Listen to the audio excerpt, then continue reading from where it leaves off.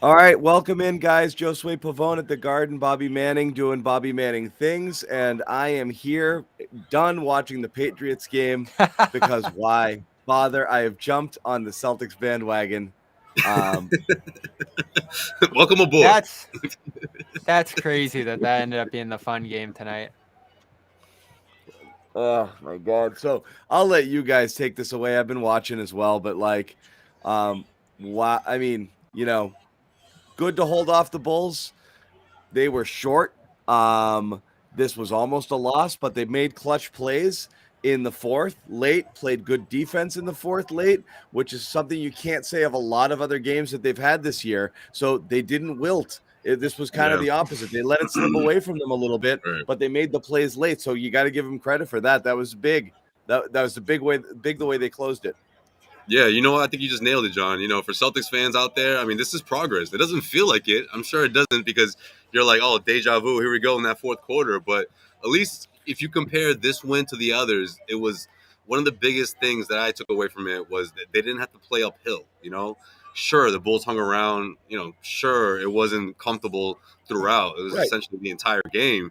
But the Celtics stayed ahead. And if not, they were – yeah, they lost the lead for a little bit there in the second half, but then they came right back, and it teetered back and forth. But they grind this one out. They Right. fought for this one in that fourth quarter.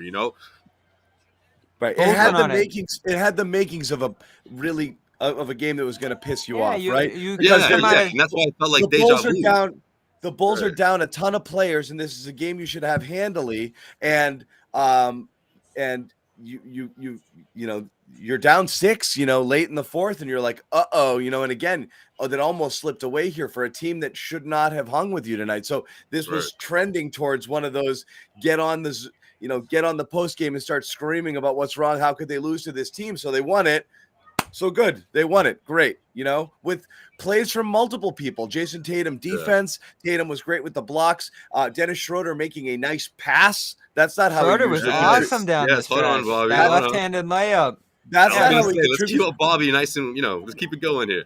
Rob Williams making 4 free throws. Like a lot. Huge. Like Well, that that's what I stuff mean. is all Exactly, right. John. Like that's the kind of experience that these guys need, especially someone like Robert Williams. Something, that's a huge right? spot. That's a Yeah. Can we huge start spot. with To go Rob? 4 for 4, pressure free throws, and then to pull it out. I think again, it's something that that experience they're gonna need that. These 5 in particular. I mean, maybe not Schroeder, but big picture wise, I think those 4 guys and Williams, Tatum, Brown. They need to go through these sort of these stretches, down the stretch where they need to come up with stops. That was the one thing I was thinking to myself, like, I didn't think that they would be able to pull it out because I was like, they haven't been able to put together 1, 2, 3 stops in a row, and that's exactly what they did in that fourth quarter. I want to get to some of the gripes from this game, but let's start off positive because it's a win. Rob with 4 straight free throws late. He was, Huge. 68% from the line coming into this one. Not a guy I've had a ton of confidence in that spot over the last couple of years here. I think he's officially now 60, or no, that was his first year, 66% on the season. I don't know if that's updated from tonight. Probably not. But huge spot. Just a ginormous pressure situation where this team and him in some regard too haven't been great. And he was just right down the middle in those spots. The first 2 kind of bounced around. The second 2 for the win essentially there were just right through. So he has certainly improved that. You've always liked the shooting stroke that he has, John. So there's certainly potential for him to be a better free throw shooter than he has been. But overall, his whole game, high post, inverted sets, give and goes with Brown. We're talking, let's say, 2 weeks of his best play of his career, like the longest stretch of consistent, awesome play from Rob ever. Right. Like, it's funny, like Rob, like I love my analogies, but like I made the Neo one where like he's still discovering he's the one and he doesn't know. And like, he's got all these tools he can unlock. And that another one I always think of is like Will Ferrell in Old School when he goes in the trance, during the debate and says all of this stuff he didn't know. Like, I do think if Rob like has these weird, you're talking about the therapy session? No. When he's doing the debate thing. Yeah, that's right. At the end, yeah. Okay, gotcha. And he's like, oh, what happened? Like Rob has these moments where he does this stuff and you're like, where did that come from? And like even early in the first quarter, he had that little, that he catches a pass and he's like, okay, dribble and like a little floater in the lane. I'm like, that's just a that's a crazy touch shot, and like that takes a lot of like feel, and it's just not something every big can like pull out of their bag. I think he's got stuff there. He just hasn't really harnessed it, and he just, so it's a matter of just unlocking some of that stuff. But he was great. No, Yeah, I'm you glad you saw mentioned some that because big passing in this one too. one of And he those made great passing when he comes up high. He had that great backdoor to Jalen. No, but I'm more into him going the other way, right? Like putting when he has his back to the basket and he's facing the basket and he'll turn. That was driving us crazy a month ago. This time around, little bit. I want to say it was the first personal foul where he caught it, gathered himself, and he didn't turn his back to look to make a pass. He went straight up with it and got himself to the free throw line and earned that the hard way. I think that was part of his game, his offensive game, that was driving me crazy this past month. But he didn't even hesitate on that play. With less than a minute left in the game, that's a huge spot. You want to see more of that, from Rob, late in games. And having the bonus there on the Vucevic foul is them going downhill a ton in this game, shooting almost all their first shot baskets at the rim. They got away from that a little bit in the second half, but overall they were pretty aggressive in this game, going at the smaller Chicago wings. The Bulls are pretty much out all of their defensive wings, and certainly their two good players with size there in Ball and Levine. So they were missing a ton defensively, and the Celtics took advantage of it. They went to the rim time and time again. It was a great game to do the splits with the big men and have the ball in their hands. So you got a ton out of that. You certainly took it to them early and set a tone in this game. You held a lead for large stretches, like Josue said. They were going to make their run. They shoot 8 of 13 for that stretch where they took the lead from 3. They were just knocking down everything. Ayo Dosunmu was unbelievable. Yeah, this is a good win. This is a rock solid win. Even though you're supposed to beat this team and blah, blah, blah, blah, blah. You played well for most of it. You nearly blew it with some key miscues in the fourth, but you got up on your feet. You had that bonus late, and you take advantage of a big break there on the foul call and walk out of here without even needing to run a late game set. And they had to get a pair of stops there after that too. A good one on Vucevic. He got a decent look, and then you get the follow on DeRozan there. So execution just getting better. A win like the Pacers won a week ago, a win like this one, when you're getting to practice these situations again, John, it's great, right? Like, this is where they're stumbling, and it feels like every single night they're getting a chance to practice this. They're not practicing. They're not doing shoot-arounds. It's tough to replicate these situations, so it's great that even against a bad team, you're being in these spots over and over again. You'd rather have this than a blowout win over one of these teams. You'd feel better about a blowout and just taking it to them. But we know this team's not. They've got to start. They have to start winning some tight, close games. So yeah, you'll take this. You'll take the Pacers for sure. I had a blowout again, guys. There goes John. Yeah, no, that's a good point, Bobby. Because that's where you face those challenges that you're not going to see every single night, and how you respond obviously is a reflection of progress. And I think this is one of those, in particular, fourth quarter, where you can say the Celtics, they survived that, and that's a good thing. Obviously that huge run by the Bulls is not ideal, especially when you consider how well this team's been playing defensively. I mean, they give up 22 points in the first 6-7 minutes of that fourth quarter. I mean, that wasn't what Chicago was able to do throughout the entire game, but you got the sense that they were going to just completely take over. But the Celtics, they fought back, and of course Tatum had a lot to do with that. But again, those 3 consecutive stops, I thought were huge, especially when you got guys like Vucevic and DeMar DeRozan. When DeRozan was coming downhill, and he was lining it up in the second half, and so was their other shooters as well. And while the Celtics were trying to stop the bleeding, they were able to execute on the other end, offensively. I'm sure we'll check where Dosunmu got drafted by the end of the night and see if they had a shot there. But apparently, if you combine the 2 outings against the Celtics, he's like money. I think he's like 15 to 16. I think is the number. Yeah, 15 to 16 against the Celtics this year. That's insane. I've never heard of such a thing. I don't think so many guys have career shooting games against the Celtics, huh? And guys like him too. We've talked about that. He's deep off Chicago's bench. He's a good player. He's had a solid year. That's why. I do want to let me while you guys continue on here, I just want to make one programming note. Patriots game is over. If you happen to be joining us just now, What was the final? Don't ask if the Bills just scored. This game's still going. 47-17. Game is over. Oh, I'll remind everyone we do have a post-game show coming up. Evan Lazar is in Buffalo. He's going to go grab some post-game stuff. My guess is around 11:45. About 30 minutes from now, we'll be jumping up, doing a post-game show. So you can literally probably this show finishes up, jump right over to Patriots. If you're interested in a game postmortem and a season postmortem, I got to pay my bills, apparently. I got to pay my light bills. yeah. You'll be getting that on the CLNS Media YouTube It's the page. light. Get It's over not there. that. Yeah. So again, I gotta fix my issues here. I'll be right back. They almost dropped 50. But yeah, Jeez. it was a bad game, You- man, and we'll talk about all of it. You knew from the first drive, Oh, and then bad. they'll get to it, but that was horrid. And it allowed me to watch much more Celtics tonight, which was good because this ended up being a game that you had to watch a lot of, another close game throughout. Yeah, I don't I'm think most gonna games were switching over. Well, let's they did, keep, but then they went back. yeah. I'm interested to hear actually in the chat what people were watching. I don't know how long people held out hope on the Pats. I was probably like hanging in till halftime, and then the score after halftime, it was clearly over at that point. Well, I was cracking up when they I think the Bills when they scored, what was it? I think it was when they were up by, what was it, 33 or whatever, around that. Was there like a delay or something? As soon as the Pats fans went to the Celtics to check on the Celtics, they had just given up the lead and they were down by 6. They're like, oh, here we go. It was like early the fourth quarter when Ime took that timeout, and that was the exact moment most Patriots fans were switching over. Like, oh, here we go. This is the new era of the Pats. Yeah, You can right. get punked and sent home on wild card weekend. I thought I heard too that this was the first wild card year for the Pats under Bill, which I guess it is, right?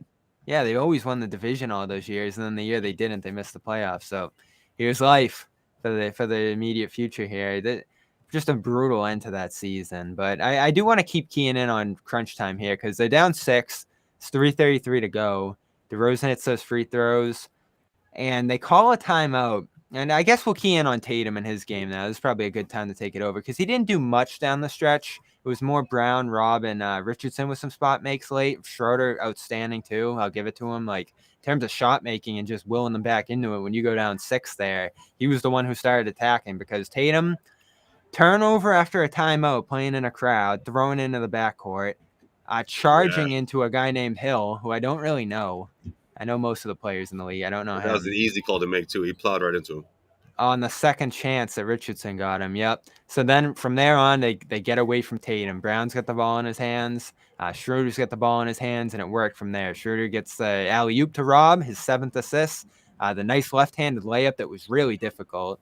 And Brown ends up getting a shot on the inbounds after the nice stop that they got blocked out in transition there from Schroeder again. So Schroeder, Robb, Brown making it happen, and Tatum largely disappears down the stretch, at least offensively. Let me ask you guys, there's some cases where Tatum's getting his shots and they're not falling, and we've seen stretches of that.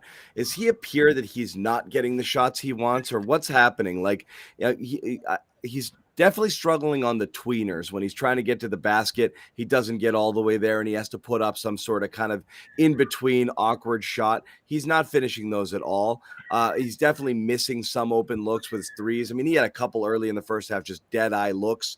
He had one from the elbow, from the, he had all time to take that he literally was like left, right all day and still doesn't. So the stroke's still not pure, but is he not getting to his spots where he wants to be operating and to be doing the stuff that he wants to do? Like, what's behind a night like this? Because it looked like he was kind of in a flow early, and you're like, this could be a good Tatum night. But then you look at the box score at halftime, it was 6 for 15. It felt like he was better than that. I was like, oh, that's not great. And then it just kind of, it continued from there. 2 for 9 second half, really not able to create much and do much at all offensively in the second half.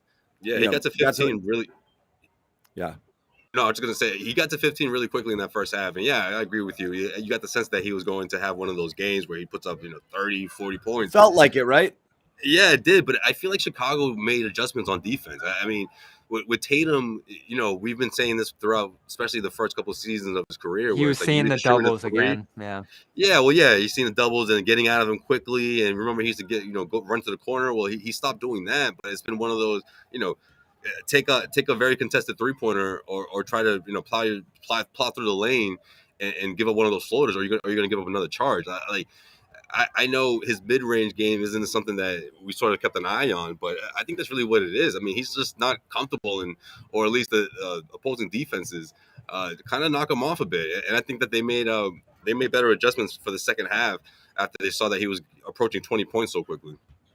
Yeah. Second quarter, he was 0 for 6 after that hot, and taking a few more jump shots. I think only one shot at the basket after that. Yeah. He, more than anyone, I thought, got away from what was working so well early, the mismatches and getting downhill against smaller guys. Third quarter, one look at the basket. Fourth quarter, in the end. The question is, was he able to stay loose coming out of the game or not? Maybe he went back in and he was cold. Josue, was he pedaling? Was he on that bike? Was he staying loose? The bike watch continues. Is that a serious question? Of course he was.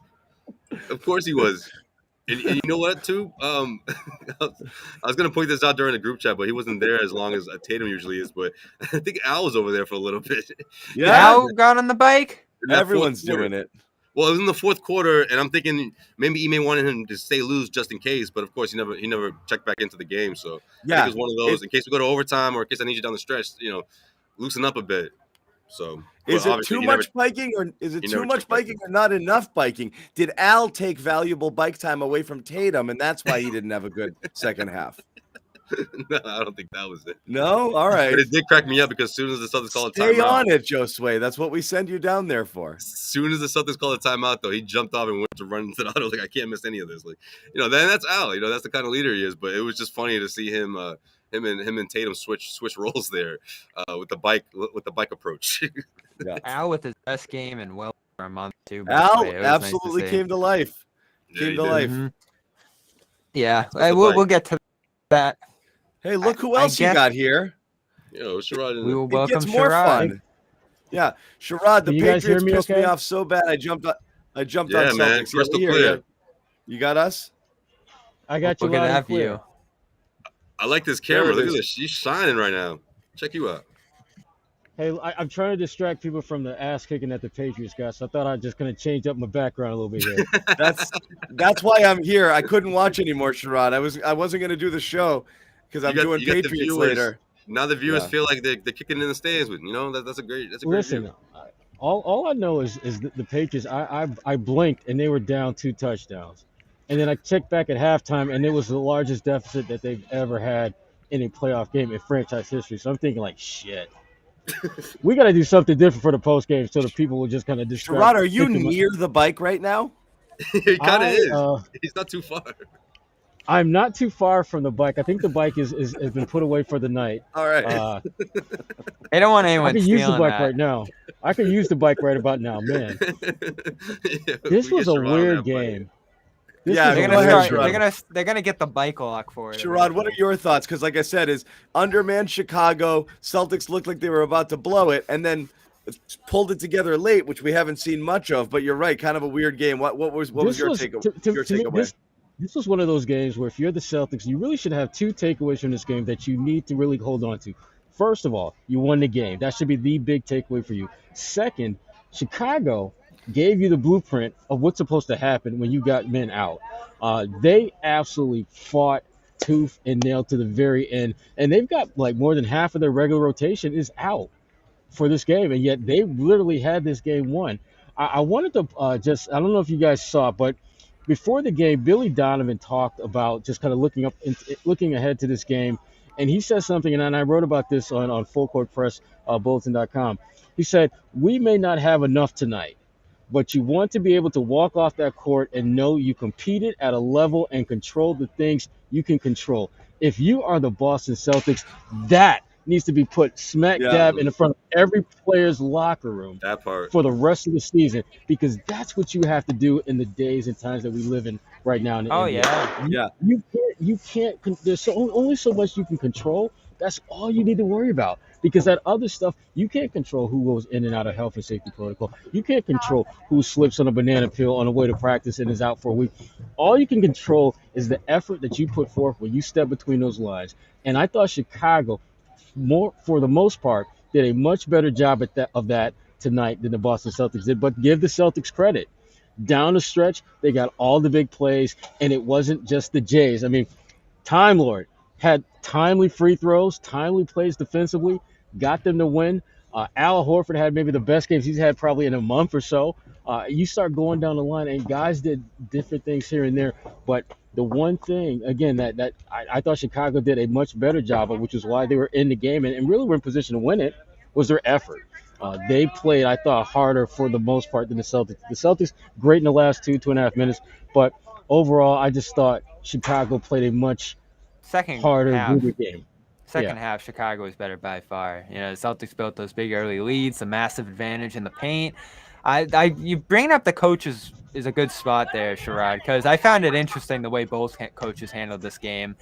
Billy micromanaging things, calling timeouts a ton just to get them set up right. There was even a play where they got blocked and there was like 2 seconds left on the shot clock and they called a timeout to drop a play. You just saw how much he was taking for granted the fact that they were within a possession or two there and the fact that it could slip and they weren't going to let that distance increase there on a Celtics run. Ime getting pretty aggressive with it too. And I don't know how you felt about his kind of timeout run stopping this year, but it was the 30-second mark of the third quarter, right? That was the best timeout he's called all year. That was such a Popovich. What was the issue? Well, I think they had just given up a basket, and I think he was sensing that was was going to be the precipitous open of a quarter run. 3, but then they were in their offensive. They were running in action. It looked like, and then it looked like 2-3 people were in the same area. It must not just liked how the play looked or something. They were just so disorganized, or it just was. It looked like they were out of sync, and I think he. I wasn't sure if anybody knew for sure. It just looked like they were maybe a little out of sorts, and he's like, no. I was so happy to see that timeout call because again, when this is a team, we've seen them do this time and time again, where you can almost sense when they're about to be on the short end of a run, and I thought Ime did a good job of nipping that in the bud before it could get going. But again, you had a team in Chicago that really. There were stretches where you could clearly tell that they didn't know what the hell they were doing. At one point in the second half, you had all 5 Chicago Bulls players on one side of the floor. All 5. And DeRozan had the ball top of the key, and he looked to his left, and there was no one. And on the other side, all 4 guys were there. That's the kind of stuff that happens when you have a bunch of guys who aren't used to playing together, now all of a sudden having to play major minutes together. But again, I go back to the Celtics did what they needed to do to get the win, but they really need to take a page out of the Chicago Bulls playbook and understand that you need to come with elite effort so that you can compete at times of attrition, which is what they are going through to some extent, and the Bulls certainly to a much larger extent. Damn, is that the final? 47-17, is that the final? That's what I said. Damn. I was like, they almost put on 50. You know what though? It was this close to surpassing what I thought was going to be the greatest indignity ever suffered by a Patriots team in a playoff game, which was the Super Bowl 20 versus the Bears. I'm dating myself, obviously, but back in '85, actually the year '86, but the '85 season, 46-10. They were down 47-10 in this one before that late touchdown. So this close to being surpassed. Wait, there. You mean that they actually scored to make it closer? They scored to make it closer. Damn. Yeah. Damn. Yeah, it was a rough day. I need another. Rough day for Patrick. I need another drink. It was rough. Back to and you joked about this, John. I want to stick on the timeouts for a second and just the coaching here because we haven't talked a ton about this in depth. I think you joked earlier that Ime should save all his timeouts for the fourth quarter and just calm as things are spiraling there. Yeah, and so every minute or two, like as soon as it's like what he did in the third, I would like to see in the fourth sometimes when you start to see it go south early, like bang, and then another one, nope, bang, but like almost a one possession slipping off like a 10 or whatever it is there. Yeah, you got to start. Don't let it spiral. Ounce of ounce of prevention, pound of cure sort of thing. Like get out in front of it. If you see something you don't like, they start to like get lazy.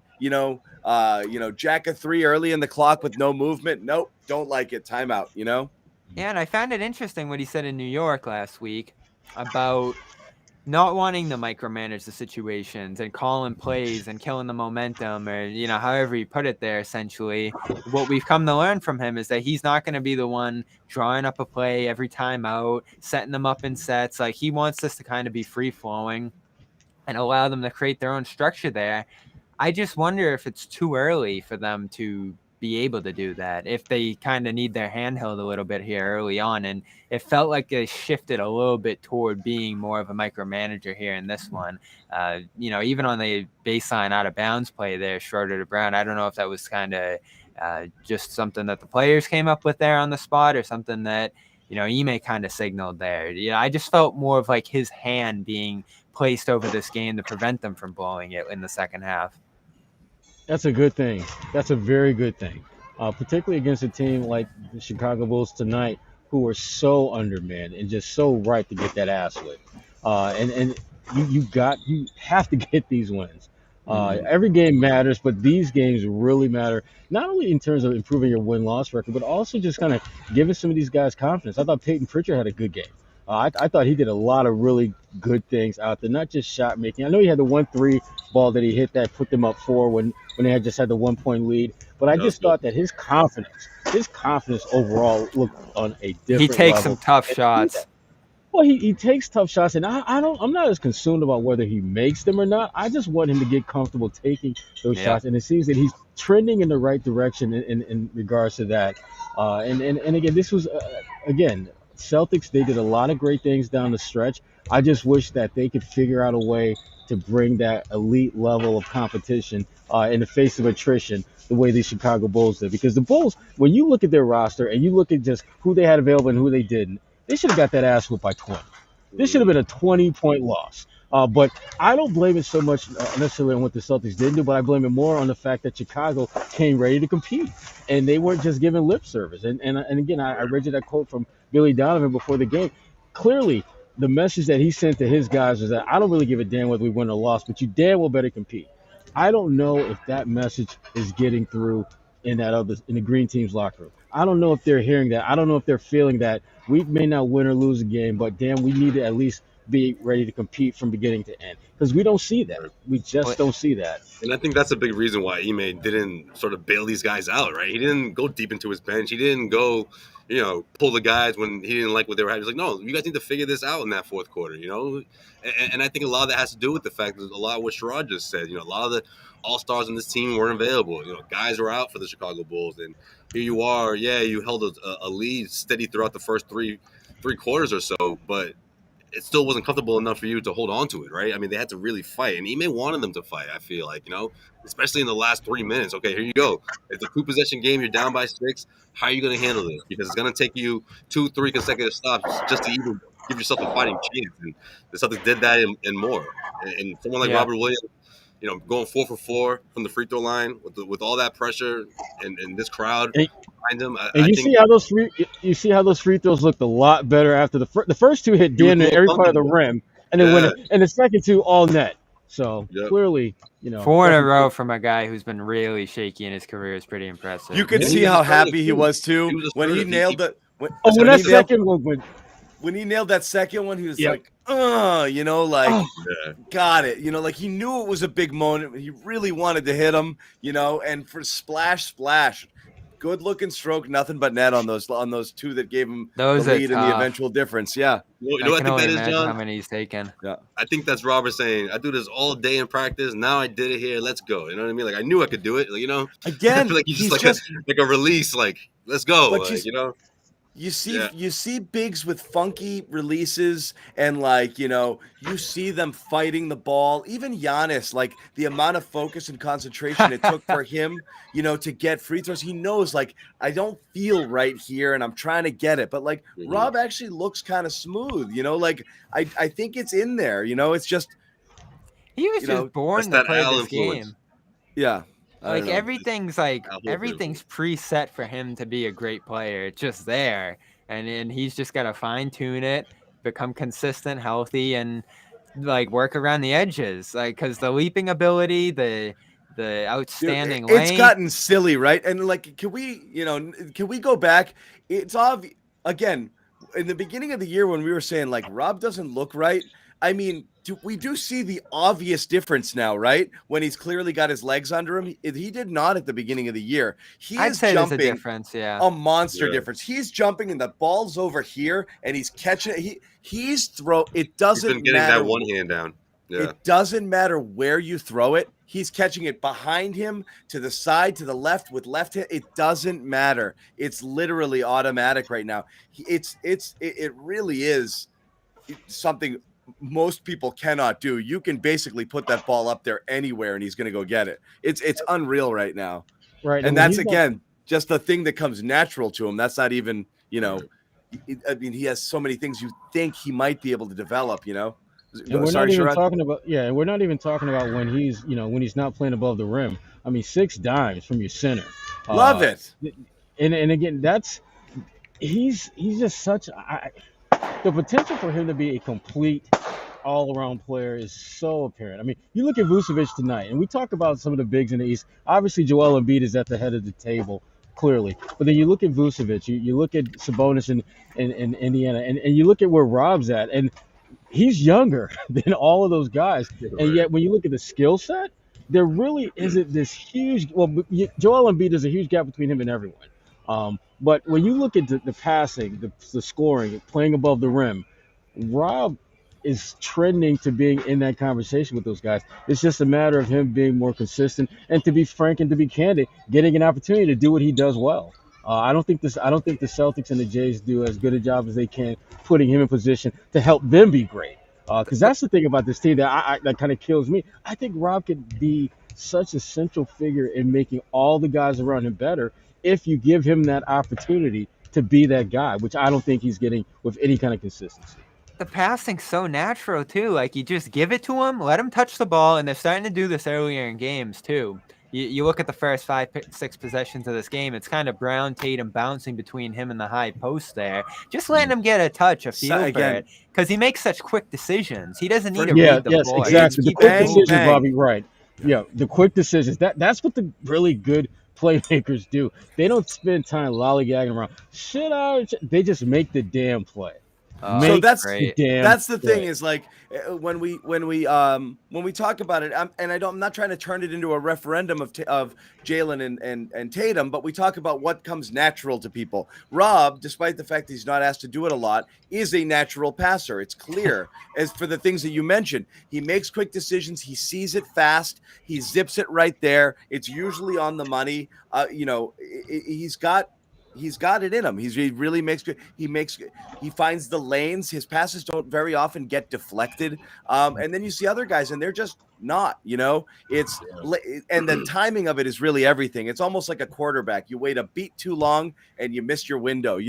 And that's what it is with passing a lot of times too. If you don't recognize it or anticipate the opportunity, you're not going to make the play. And Jalen and Jason are a lot of those times they're driving, and then they'll look up and say, is there something to be made, as opposed to seeing the whole thing develop as they're going, which is, I've got this guy going, and if he comes and if he cheats, I've got this over here, or I've got that over there. You've almost got to see your options. So it isn't natural as much for them, and it really is for Rob. So you do want to see the ball in his hand sometime. Yeah, and I don't know if you guys talked about it before, but quick shout out to Dennis Schroeder for actually looking and playing quarterback, sort of kind of like a point guard tonight. 8 assists, only 1 turnover. I didn't see that coming. I'm glad someone else brought up Schroeder, because I didn't think I was allowed to. I just wanted to make sure that we had a little bit of a I thought it was okay to talk about him. I thought we could only talk about him when he had bad games. Big Rondo out there.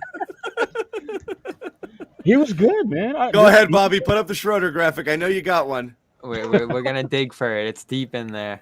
Yeah, he's typing it out right now. He wasn't even gonna put it in there. Let's get the duster off here to dust that off. He was good though. I mean, obviously he still drives me nuts with dribbling the damn ball too much, but he was a little bit quicker in his decision making, I thought, tonight, and overall had a much better. Had one of his more solid games in terms of not only scoring but also getting his teammates involved. 8 assists, 1 turnover, a team high plus 14, only 9 shots. Yet Bobby still found something negative to tweet about him tonight. In the first half, yeah. In the first half, he's like, "Did you see that play?" I'm like, he almost pitched a perfect game for Dennis Schroeder, Meanwhile, the Patrick Bobby's like, but he gave up 2 hits. It's like getting mad at him. And John flips out in the group chat. It's getting mad at a pitcher for throwing. He didn't realize He didn't realize there was a string of Pritchard plays I talked about. He did. He earlier. dogged Pritchard earlier, and I missed it. That was Pritchard on a me. minus 12. Put up the Schroeder graphic, coward. I fired up a Pritchard graphic. I got no use for it. Don't pretend you didn't hear me earlier. Put that up. There's a value to Pritchard. Schroeder will go on a string of like 4 good games, and then he'll play a crap one on the 5th, and everyone will be like, Dennis is the problem, and it's going to go. No, if Dennis he gets traded, that's what everyone's going to say. If he gets traded, they're going to see? It opened up the gates for Pritchard. It's like, not quite. Dennis, a team high. And the minute 14. Pritchard has a bad game, it's gonna be like, oh, we should have got rid of Dennis. This is what happens. See, this is why you keep veterans. That's exactly what's gonna happen. Yeah, love pretty it. much. It's great. Love it. When you're able to get him doing things that help you in a smaller role, 9 shots, passing primarily, overshooting, it's great. And you see down the crunch time, his ability to get a shot off, a tough shot too. That left-handed was really the moment of the last 4 minutes there. What sparked the run, essentially, I thought. There's a massive value to it. You can't deny it. And he's not a complete liability on defense. He can play next to Smart, and he can be a guy who competes on that end and plays hard on that end. He has a steal in this one. Listen, I'm tough on him when it's out of control and it's bad. And in this game, it's great, almost start to finish. And there's been other games like that this year, too. He has helped them immensely. There's no arguing that. I'm not one of the people on the far end of the spectrum who just think he stinks. If you think he stinks, I don't know what you're thinking, because this is a guy who can clearly put up 15, 16 in his sleep, pass, dribble, and do all the things you want out of your point guard spot. And they had so few options. I don't know the revisionist history about the offseason. Like, they could have gotten someone else, or they could have traded for someone. No, this was it, right? This was the only guy left on the market. Me and Sherrod were in Vegas. That's the point. Yes. Free agency was over, and you just got this golden option for $5 million. That's the point. Yeah. The point is, it literally saved it. And again, it was a talent-deficient team, and you added talent. You did not add the perfect player. He is not the perfect player. He is not necessarily the right fit, but it was somebody to come in here and every once in a while do the types of things that he does. That's it. It's not worth having the argument of what he isn't. If he was more than that, some team would have signed him before the Celtics scooped him off the scrap heap for $5 million. That's what you got. Right. You got an imperfect player who every once in a while will drive you friggin' bananas. It's also something that they didn't have. He's been doing that his entire career, right? It's also a weapon that you didn't have last season. And you look at the backcourt, you look at the scoring, the production that we saw last season. Granted, Kemba wasn't Kemba. He was, he was so banged up that he was unreliable. But at least you had someone to sort of make up for that point production, right? And someone like Schroeder, who isn't, yeah, you had. He's in the traditional point guard and trying to get everyone the ball, but he's going to give you points. He's going to give you offense. Right, and you're always trying to add talent where you get the most bang for your buck. If you think about this, how many guys can you get at the price that you're paying Schroeder who can get you 15, 16, 17 points Seriously, a game? In today's NBA.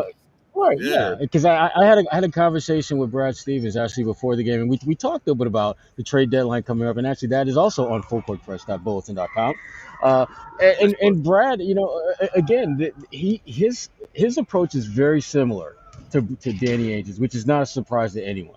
And that gives me the sense that even though Brad wouldn't tip his hand, because no GM at this point tips their hand as what they're looking to do trade deadline-wise, but I get the sense that he's going to follow a pattern that we've seen year in, year out that Danny has done, which is he's going to talk to a lot of people. He's not going to see a deal that feels as though they're going to be, really getting significant bang for their buck, and they're just going to take a pass and try to get something done in the summer. I think, to be honest with you, I think that of all the different paths that you can take, you're not going to make a deal to become a championship contender this year. So you need to make a decision as to whether you want to develop the young guys like Peyton Pritchard and Neesmith and those guys, and develop meaning play them in real NBA games to get their asses kicked, and hopefully they learn from that, or you just try to ride this thing out with the guys that you have. And just see where things take off. Give Ime a chance to have the best talent at his disposal as possible to give him the best chance of winning games. They have to figure out where they're going. What's the sweet spot between now and the trade deadline? But I would not be shocked if the trade deadline comes and passes and they do little if anything, whereas come off season they look to do something a little bit more substantial and significant. Well, Dennis is still the one, right? You got to address that Yeah. somehow. If he's still here, you're probably thinking they feel they have some chance to keep him, right? Or do you just play it out, and if you lose him, you lose him? I don't love that idea of that. I guess the cost versus what you're losing there isn't great at the end of the day. You get a full season of him, and if he moves on, he moves on. I would like to see some kind of resolution to that, though. Either he's part of the team going forward, or he's not. If you're trying to get something of value for Dennis, you know what that is? That's just being freaking greedy. Because you got him at a ridiculously discounted rate. So for him to leave and you not get anything in return, it's not like you had this huge ass investment in him for years. But if you get 2 second-round picks, and you roll your eyes, they're second-round picks, but it's something you can use. You've given up $1 million of them. Yeah, absolutely. If you can get something like that, then great, do that. But there shouldn't be this feeling as though, gosh, they're going to give us 2 second-round picks, but damn, we got to take back this contract that has like 2 years on it after this one of a guy that we don't really like. Those are the kind of deals that will just make you cringe if you're the Celtics fan, because they impact you both in the short and long term and not in a good way. The only way I'm moving Dennis is if you're getting either a late first-round pick, which has some conditions, a couple of first-round pick. Well, first-round pick, you're like taking taking the Uber XL to Logan Airport. That is like. Shit, I'm not even gonna wait. I'm not even waiting for the Uber. I'm gonna put his ass in the car and take him to my dad's house. I'm not waiting for Uber. But reality, if you can't get something of decent value, whether it's multiple draft picks in the second round or a first-round pick, it really doesn't make a ton of sense to move him. Especially if you can figure out ways like this to get him on the floor and get Pritchard some decent. That's my point. Yeah, like I said, I don't see what you're getting by giving him away for next to nothing. So to me, it's either right. If you're getting second round picks, ride it out and stay with the player, or if you've decided you're going into not quite tank but stripped down mode and you want to shed some parts and shed some salaries and play the kids, I'm not gonna complain about that either. Just make a choice. If you're trying to win games, you're better with Dennis. If you get a first round pick, you can't pass up that opportunity. So decide what you want to be. If you're trying to win, you're better keeping him here. Right. There's no question about it. Path to winning for them so tricky, though. You feel good about a night like this, and when they start playing together, but I don't feel good about it tonight. But it comes down to this: like the circular debate we're going to continue to have is: do the Jays not have enough help, and that's why they're struggling right now, or do they just simply need to elevate their games? And if they did, we wouldn't be pointing to all the other problems as bigger problems, which is Jason Tatum's just shooting horribly this year. Jason Tatum is not playing at his best. Is that because he's just having a rough year, or is it at the fault of everyone around him that there's just too much attention going his way? There's all these double teams. There's not enough floor spacers. People don't respect anything else on the team, so they can put all their attention, pack the lane. He can't get where he wants to go. You got that Embiid quote, John. The book's out on them. The book's out, and it has been since last year. When Goodman goes in a locker room, gets those quotes, throws them out there. Everyone calls him a hater, but basically every single team you face says the book's out on them. They're going to ISO. This is before Schroeder got here. The Jays are going to ISO. They're not going to kick it out. They're not going to move it to other people. You don't have to respect anyone else on their team. They're really easy to load up on. It's this slow, deliberate offense, so they're easy to defend. So, yes, the extra attention they're getting in the fact. Yeah. That was from the Warriors locker room. Yeah, exactly. And you know it, whatever. You were there. So the book's out. Ime said it when he took the job. We're too ISO heavy. We don't pass enough. Our assist rate is really low. I want to change that. You have opponents say it. National media says it. But for some reason, we can't fully acknowledge it. The question is it fixable from within, or do you have to gut the roster and go just get a whole bunch of new stuff? Or is it just simply all of a sudden it starts to fall for Tatum, and then you're like, great, you can you could be an ISO heavy team if Tatum is scoring like he was, pre-bubble and post All-Star break that year. But he's never been a good ISO player. That's never been the way that year. Yes, but he's not right. But I mean, but he had some heck of a, he had a lot of different weapons around him. But that's beside the point. I guess what I was gonna say is, like, I think when you look at the roster and you think and you consider what's going on with Ime and his coaching system, and these are systemic changes that are going to take a bit. But I think one of the biggest differences is going to be whether it's the near future or whether Brad's able to put together some sort of trade before the deadline, is that maybe these guys are going to see the difference when they have better weapons around them, and they're going to say, oh, okay, so this is, you know what I mean, you enhance those weapons around those guys, and then the system stays the same, and they're getting better at it, and you're hoping that whatever deals that you can make to enhance this roster is going to be enough to make it a championship contender. But I'm not quite sure that happens this year. But whether or not that that comes to fruition, they have to continue to show that they can make guys around them better, that they can enhance players that wouldn't be enhanced elsewhere. And I think that's just something that we still have to figure out that they can do consistently, regardless of who's around them. Enhance their team. And they haven't even scratched the surface of that. They're the two best But they're players on not. the team, and What's funny is they're supposed to be elevating their game, But what's funny is we're not even asking when we talk about like moving the ball and making quicker decisions, no one's actually asking Tatum to get 8 to 10 assists a game. They're just simply saying, move the ball more, get into some actions, move off the ball, and when you get the ball back, you might be in a more advantageous position to score than if the point guard hands it to you at half court when he crosses half court, and then you set up and you get really deliberate and everyone clears out, and the defense sets and is sitting there waiting for you. They're waiting to double, they're waiting to collapse. There's people they're packing the paint. That sucks. That offense sucks. So commit to moving it and moving your body and getting to places. So when you get it back, you're in a better position than ISOing 50 feet away from the basket, which makes no sense to me. That's all people are asking. They're not asking them to be point forwards, right? I think that's what drives us crazy, especially in that first half, right? Look at the second quarter. I felt like the Bulls made their adjustments, and the Celtics were trying to pick up their offense, which I thought, that helped them throughout the first. But you're losing something on the defensive end, like this whole fast break style and up pay. When it's rocking, it looks good, which is exactly what we saw in that first quarter throughout that run. And then you see that slippage on the defensive end, and then they can't defend in transition. They start to they're like a step behind, and maybe that's the result of being on the second night of a back-to-back. Coming from the road, but in that fourth quarter, they showed the right enough of mental toughness to get through it, to power through and make the right decision. So we know it's there. I like what you both said, getting off the ball to get it back to yourself. I think that's a huge part of what they need to do and what they've done when they've been at their best. I mean, Rob threw a lob to Tatum in this one. That was unbelievable. This was just a great example of what you can do if you're both those players, if you get on the ball when they were at their best in this one. And just the shot selection of this team early. It was great to see them shooting a ton in the paint. And even if you look at the shot chart, you pull it up at NBA.com for anyone.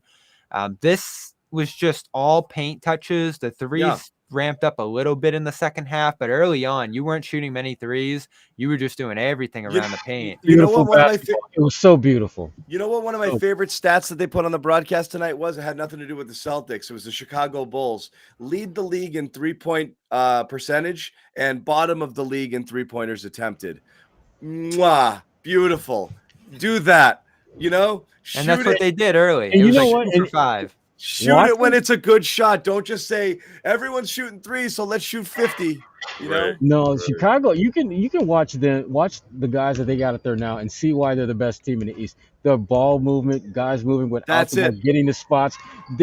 So when you take the 3, it's a good shot. It's a good shot. Exactly. It's literally the best shot that you could get in that particular set. And that's the antidote to having no shooting. You don't just keep shooting and shooting and shooting and saying, oh, the shots haven't been there all year, like Ime keeps saying. It's like, all right, look at the roster you have. There's no shooting here. So you're not going to be a team that should shoot a lot of threes. And that's why you move the ball. It's like you're working for better shots. That's the point of it. You're a really good team at the rim. Rob's percentage, Brown's percentage. The hardest thing to do is to score 1 on 5. Like, why do you opt for that? You move the ball and you move yourself constantly to get in a better position and to there score. Are teams. Yeah. Listen, you got to shoot threes in today's league. You can't take 10 in a game. You're going to be at such a big disadvantage. But there are teams relative to others who take much less. Miami, you look at what they do. It's mid-rangers, it's at the basket, it's cutting, it's all that different kind of thing. Chicago, look at DeRozan's game, what he's been doing to drive them.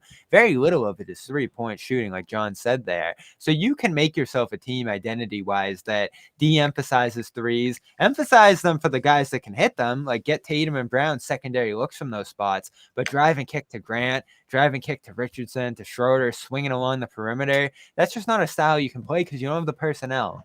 And they're starting to figure that out a little bit, I think. Yeah, and to John's point about Chicago, to John's point about the Bulls, I mean, think about it. They're dead last in three-point attempts, and they take 30 a game.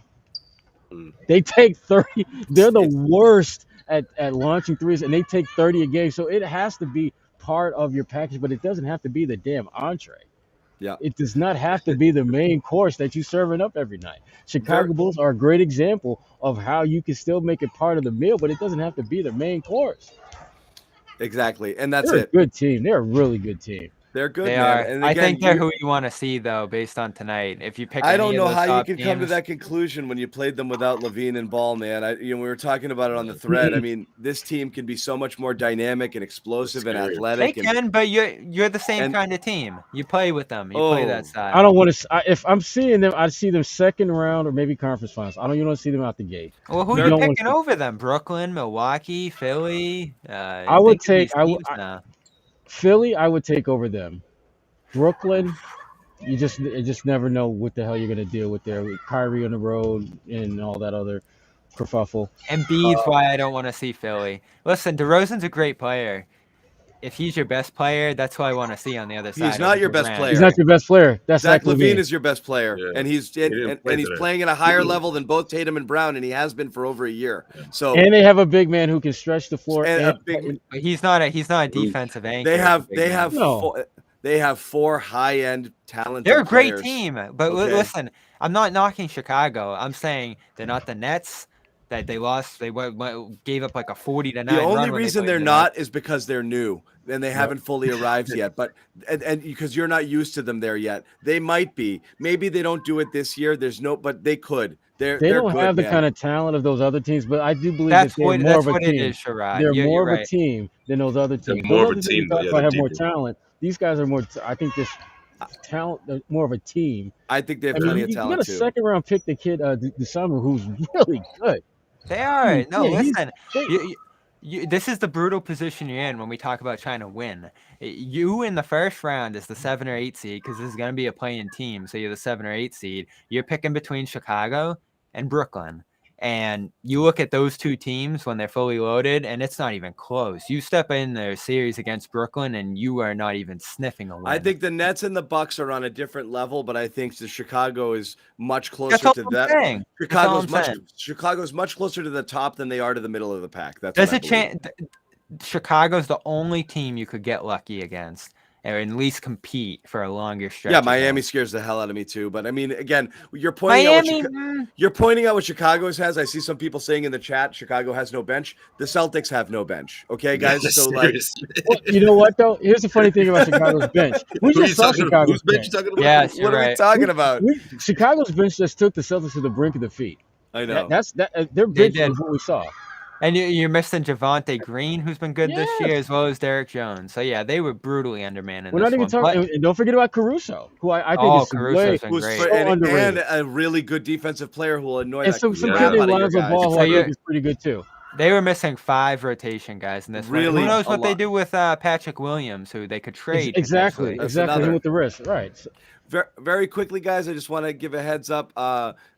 Little programming note again. Patriots Postgame is going to be coming up shortly. It'll be on this channel after this show is over, but also over on Patriots Press Pass. So if you haven't subscribed, you want some Patriots content, head over there. Bill Belichick is at the podium now. They're really slow rolling this.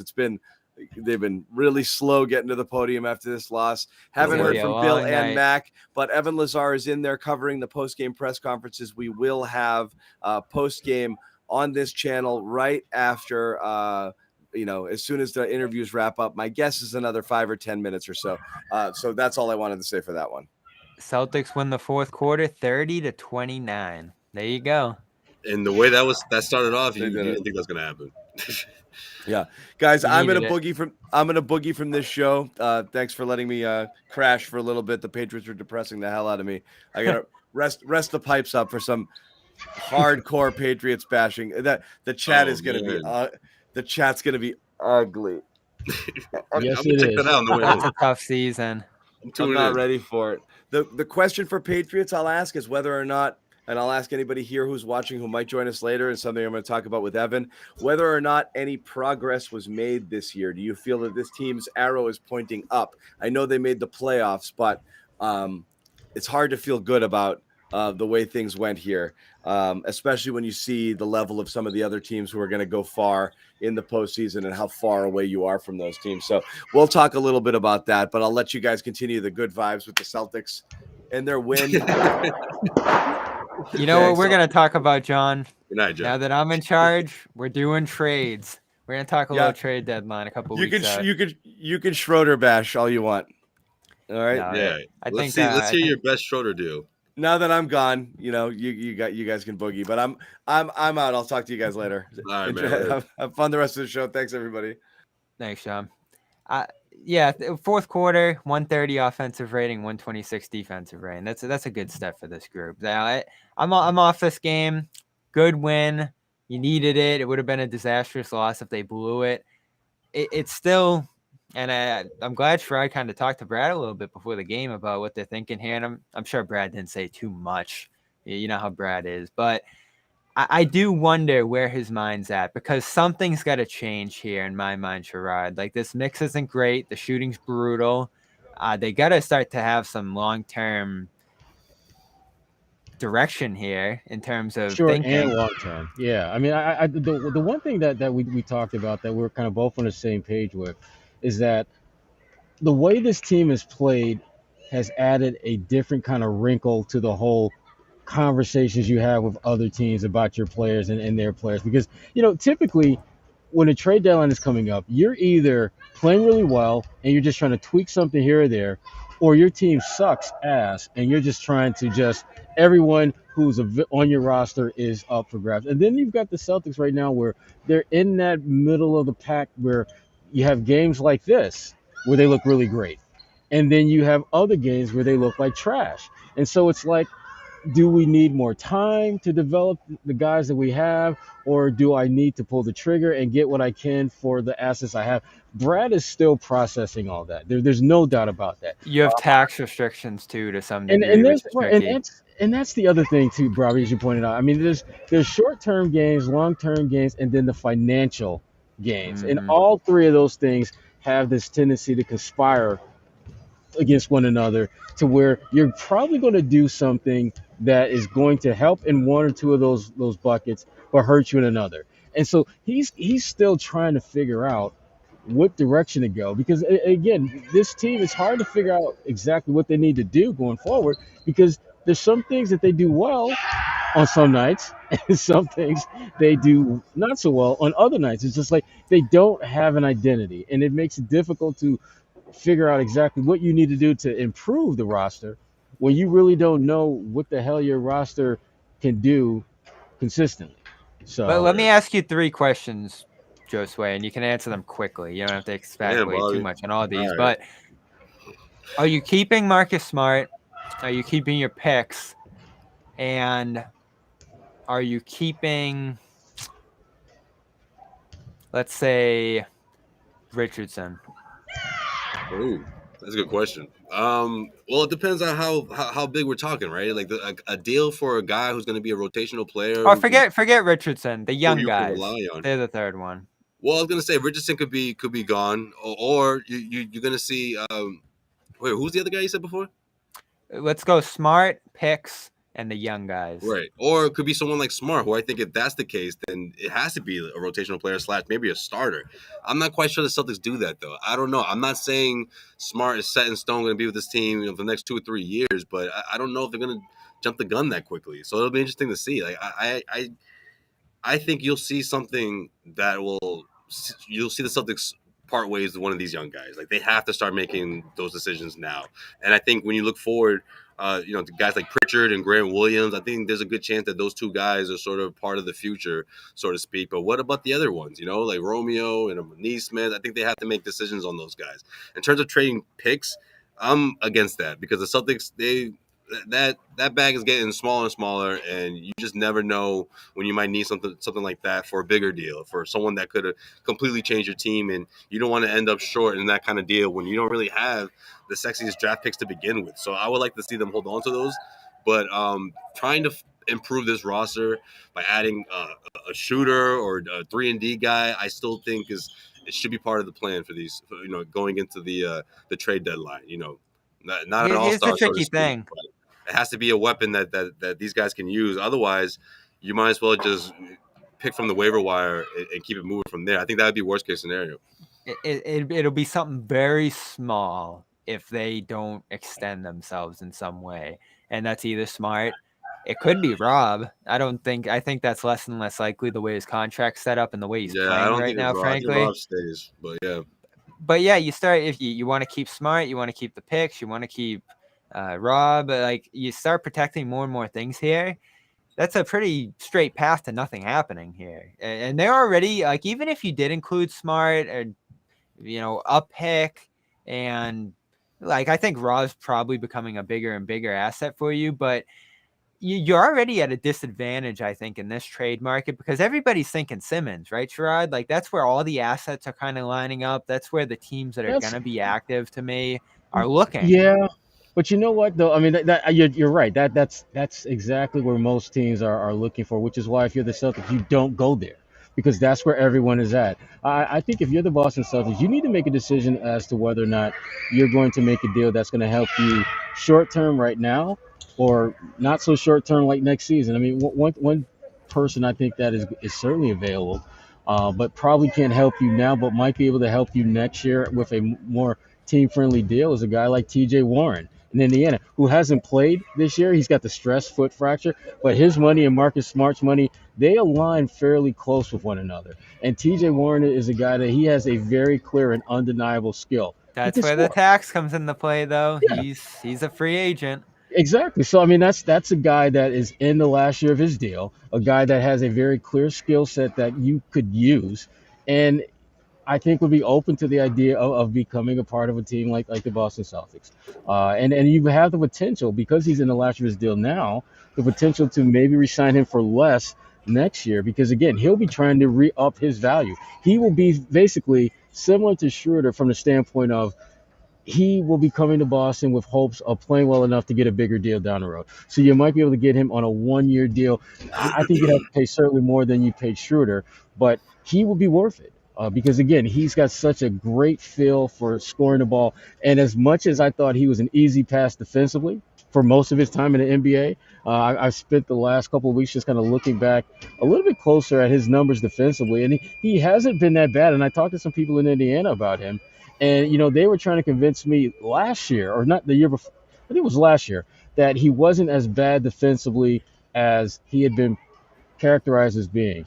And I'm still a little bit indifferent about that. I still think he's not a very good defender, but he's such an elite scorer that you can kind of, he's, to me, in many ways, in many respects, he's like a better offensive version of Jabari Parker. Someone who can score but isn't the greatest defender in the world. Here's the tricky thing about him. Go ahead, Josue. No. I'm saying damn, because this guy is making noise. Sorry. I was going to say, the tricky thing about him is the unrestricted free agency. You're going to kind of need some wink deal there that he's going to be involved long term, because you have to give up something for him, right? Like, Indiana likes him. He's a guy that they want to keep around. He's frankly, in the Athletic, said that he's willing to stay there. He's not even looking to leave. So potentially, if he does end up settling down in Boston, maybe that's a place that he looks to establish the rest of his career after that. Remember, Kemba Walker didn't want to leave Charlotte. Yeah. Yeah. And they knew exactly what it was going to take to keep him there in Charlotte, and they were just like, "No, we're good." I'm for it. I like the idea, because he's a guy who in the bubble was 30 points a game. Oh my God, he was so good, and it drove me nuts, because I was hoping he wouldn't be that good, so people would just kind of still sleep on him, because He's such a. I've been a big fan of his all the way back to when he was at North Carolina State. I like it. Yeah, because it's under the radar. Yeah, Well, and those are again, kind of everyone players you is have to looking get. at Ben Simmons, and that can be one of those like low key deals that you look back on, 2, 3, 4 months after the deal and be like, damn, that was a really smart deal. Mhm.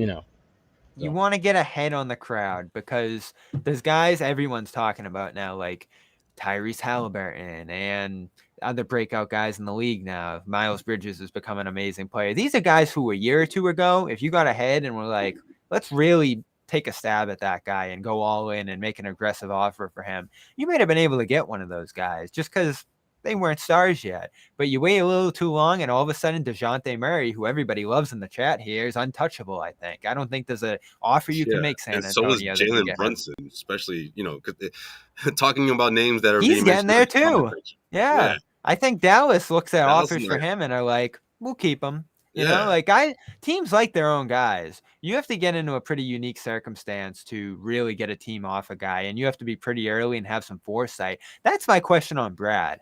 Like, is he gonna make some risky moves here? Is he gonna play it safe and kind of keep everything together here, which I think is the worst possible thing they can do because even at their height right now, they're a 7 or 8 seed in the East, and you're going to play Brooklyn and Milwaukee and those type of teams every year round one. And even if you really reach your ceiling and catch a break there, you're not going anywhere. So you have to be pretty aggressive and have some foresight right now to change this roster. And I like an idea like Warren because he could be the third wing next to Brown and Tatum for years to come. The problem is you're going to give up Smart for him. That's probably where you it start, would take right? In the that. I mean, pick. that's probably yeah. I mean, I think that's where you have to look if you're the Celtics. And again, it's a heavy price to pay because Marcus is such an important part of this team. But you've got to do something different. You have to you have to get this team charting on a course that's different than the direction they're on now. And his contract is in that sweet spot where you It could is. potentially move that and get something of decent value. Whereas, I don't think you're going to get a player with the kind of proven body of work that a Rob Williams has and the kind of upside that he provides if you were to trade him, unless you put some deal together and get some guy like Carl Anthony Towns or Anthony Davis or someone like that. Then that's a different story altogether. But players in their early to mid 20s with his type of potential, teams aren't trading those guys. Yeah, the tricky spot you're in too is if Smart's really the guy you're going to look to move. You kind of see the last night or two here how much they miss him as a point guard, as a defensive organizer, and that's tough to Absolutely. replace if you give him up for a wing. You need shooting, you need another wing right now, but you also need a point guard. So needing those two things kind of puts you in a tough spot here. I know you like Buddy Hield. I was Josue, just that's where about I'm going to to go say, next. when it comes to shooting, which guy I like for this team. I'm very, very, very interested in what Like that's Sacramento the is going type to of guy do. who the Kings will say, okay, we'll part ways with this guy for less than we would 2 years ago. You know what I mean? Someone who's been in the league for a bit, and the Kings are sort of stuck right now and trying to restructure this roster, and they're gonna be willing to sell someone like Buddy Hield for a lower price than they would have a couple of years ago. Like I said, So I sent the group a trade that I think makes perfect sense. I think it's Heald, Barnes, Fox for Simmons and Harris. Now that Philly's looking to move Harris too. That's kind of the slam dunk move, I think, for Philly at this point in terms of what's out there to hold the line because they could end up moving Fox later if they need to for Lillard or whatever they got to do there if they want to make a second move off of that. So I think that's a move that makes a ton of sense for both teams. But if Philly keeps Simmons and they don't view that as enough and Sacramento strikes out there, I'm interested if you could pick off Hield or Barnes for something cheap. They're yeah, big contract. That team's salary is huge and they're a 10 seed. They can probably keep competing with that guy, Chimzi Matu. He's kind of their breakout guy on the wing right that's now. right. Yeah. So could you just take Hield's salary here? The tricky thing is you're kind of tax restricted right now. And I know Sherrod's going to move on and do some other things there at the Garden. Appreciate his time, but Yeah, I go ahead. no, I was just gonna say, he sort of falls in that same category, like Sherrod was talking about, right? Because his contract, Undervalued. yeah, well, undervalued, and with the last year of that contract, he's making $18 million, which is for 23-24 season. So you got a couple of years to sort of try to make this thing work. And you got someone that can spread the floor. You know, he can also defend a bit. I don't know what these comments are talking about 40. Man, my man's not even 30 yet. He's 27 years old, or he's turning 28 rather. But, you know, he's on the, like, I think I said that, a month ago. He feels so old, though, Josue, doesn't he? He's on the right side of 30, okay? It's not bad. And again, he checks that box of being a consistent threat from outside. Yeah, I know he's having a bit of a down year, but that falls in the Celtics' favor. You know, that's how they essentially landed a 3-and-D guy like Josh Richardson, in my opinion, right? I mean, if Josh Richardson was who he was a couple of years ago, or if he had maintained somewhere near that, I'm not quite sure the Celtics would be able to sign him, because there would be other suitors out there, you know. So and look what he's been able to do, right? He's having a career year from behind the 3-point arc, which is something that the Celtics were hoping would happen. Maybe something similar happens with someone like Buddy Hield, who hasn't been able to sort of prove himself on that stage yet, right? That postseason stage. And granted, the Celtics may not be going so far in that stage this season, but he could be a vital piece for your near future for the next couple of seasons. If they just swap out some of the young guys on the roster, I'm okay with that, because it's doing something. It's a forward-thinking move. I don't know if you remember my package deal, but, like, you know, this is, again, this will be, it's not a slam dunk. You know, the Kings will have to, you know, weigh out their options here. And I know earlier I talked about I wouldn't like to see the Celtics trade picks, but for this deal, this is the exception. And a lot of that has to do with the fact that I don't have Marcus in it. And again, it's a tough sell. 100%. You can't trade Smart for a guy like that. Right, you can't. But the sell on this trade is, one, the future first. It would be, two, someone like Aaron Nesmith, who they could sort of, you know, they're not completely committed. And they like Nesmith. They have a year to work with him, and they like Nesmith. And he can be sort of that Buddy Hield-ish player that could replace, you know, who Buddy Hield was, I guess, you know, 4 or 5 years ago. And then you have, you know, Richardson and Juan. Hernan Gomez, just to make contract match. But look, if you're the Kings, that all that money will clear after next season. So you're not going to be big players this upcoming summer, but, you know, next summer you're a big player. You have a couple of guys that you can decide whether you want to keep them or not, and you have a future first-round pick. I mean, for someone like Buddy Hield right now in the stage of his career, that's not a terrible trade-off, especially when you still have other pieces that you could sell off or keep part of your future in De'Aaron Fox and Barnes and Harrison Barnes. Yeah, and I think he's attainable. You know, it's big money over the next couple of years. He is pushing 30. They got to shake it up there. I'm not sure Nesmith, Romeo, and Juancho, let's say, gets it done. You throw a first in there, maybe they start thinking about it a little more. But it is the right idea, I think. Stack the salaries, send out as many guys. Juancho, I think, is the centerpiece of this, and try to consolidate part of your roster into a guy you can actually use there. Because think of this bench right now, Josue. They have like 10 guys they just don't use. Right. So try to consolidate some of that money, because Juancho's disappearing after this year. You got to take advantage of that now. You certainly have a guy like Richardson who could help out in some sort of deal. Like, you have a lot of salary flexibility right now. I was talking to someone about this on Twitter. They don't have great value contracts. Like, they don't have players that teams really want, but they can make a lot of different kind of deals just based on the fact that they have their own pick and they have so many salaries you can stack. So you can very easily, if you go to the trade machine, just stack up money and match Hield. And that might be all it takes if the Kings are just looking to get off that deal. Yeah, that's what got Hernan Gomez into this deal. Yeah. So that's what you got to look to do if you're Brad at this deadline. That's how you improve your team. I don't think you can give up Smart for a wing. You lose so much at point guard and on defense. No, I wouldn't. It's just, especially someone like Hield, you wouldn't. No, that's a huge gamble. And even Grant, who I love, Harrison Barnes, who I love, I'm not sending out Smart for those guys, because then you're just, I think, screwed at point guard. You can hold the line with Schroeder for a year, but when he leaves, you're really in trouble there. For now, unless there's a big deal that you have a chance to do that brings in like a third star, and you send out all your future picks or whatever it is, that's where I think Smart gets involved. In terms of just like improving the edges of the roster, unless you find like a young point guard like Brunson, someone we've talked about, that you can swap Smart out for, a little bit more of an offensive mindset than a defensive one, that's where you maybe trade Smart too. But I know a lot of people want to see Smart gone. You got to be smart with it, because listen, he's not the most valuable guy in the world, but he's pretty valuable to use still, and just dumping him doesn't solve anything. A lot of people are like, get rid of Smart. I For think you have to who? get something back for That's him. always Yeah. my clapback. For who? When you have someone in mind and it works out and you can go through it, and find out the details and make sure that it clears and approves on the trade machine, then we can talk. But yeah, Bob, that's a good point. Like, no one is giving me a realistic option, I should say, because people have given me some ridiculous options which they don't even take seriously, and then they always end it with, I don't know, just get rid of them, and I'm like, well, what kind of business is that?